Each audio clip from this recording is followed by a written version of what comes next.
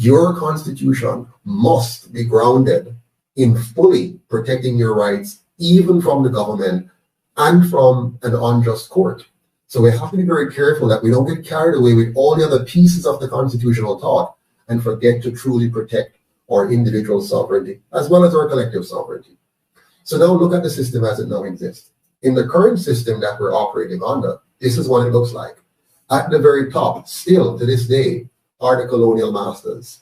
They set and they enforce global agendas to enrich themselves at the expense of the rest of the world. That's the current lay of the land, and we should never lose sight of this. So we're not just talking about little Jamaica and our local politicians. We have to guard ourselves from the impact, the influence, the plans, the tricks, the agenda of a more globalized order, which has clear objectives that they want to meet, whether it's population control or control over mineral rights or control over geographies, or to institute certain ideas and philosophies or certain social orders or certain lifestyles.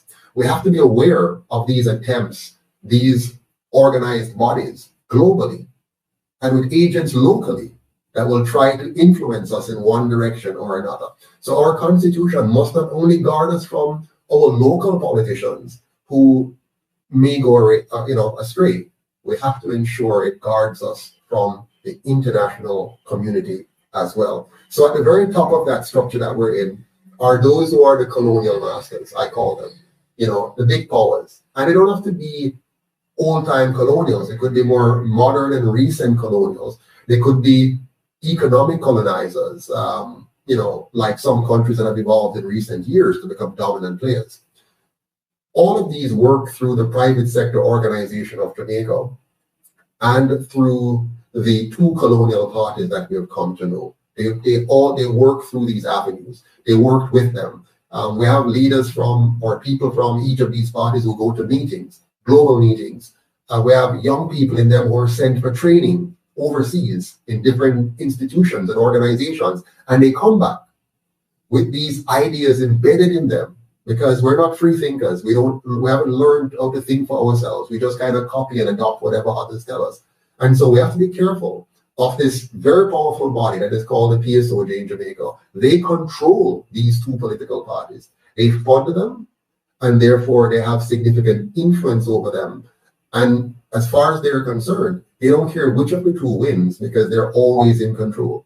Now, if the web is spread a little farther, you look left and right, you see the mainstream media is also a part of this control mechanism. So the mainstream media, they're controlled by the colonial masters. They're controlled by the PSOJ oligarchs. For example, if these powers want and needed to sell you a particular story, that's all you're going to hear on the radio, on the television. They're going to repeat the same words, the same phrases, the same ideas. If they want to attack certain people and bring them down, that's what will happen. If they want to elevate certain people and make you, admiring them and feeling that they should be listened to, that's what they're going to do. So you have to be careful about the mainstream media and recognize that what they're feeding you is content which is designed for certain objectives. So you must question the content and question where you're being led. The same is true on social media. At first, it was supposed to be this free space, but over time, it is a highly controlled mechanism that decides who will be heard more. So for example, if they want you to hear trash more, you'll get more trash.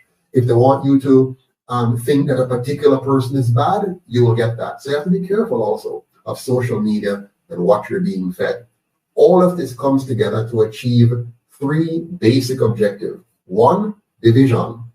Keep us divided. Divide by race, divide by color, divide by gender, divide by sexual orientation, divide by anything they can find. Religion, their goal is to divide.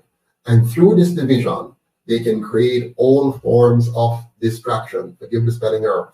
And this distraction allows them now to, behind the scene, exploit us, extract our wealth from us, allow our government or get our government to grant them massive amount of lands, to extract our minerals, destroy our soil, destroy our farming, destroy our ecology, poison our water, and make our people cancerous. And they will do this in beautiful ways with lovely advertisements, nice pronouncement, and they will use statesmen and women.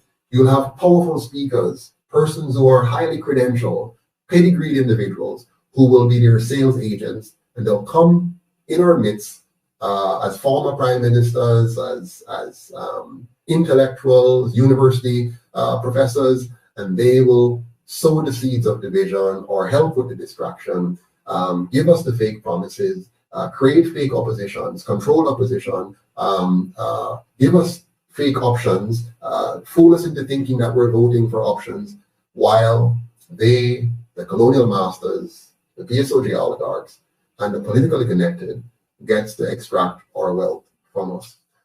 UIC Jamaica inviting you to discuss all your concerns and proposals to improve Jamaica. Join us on Zoom.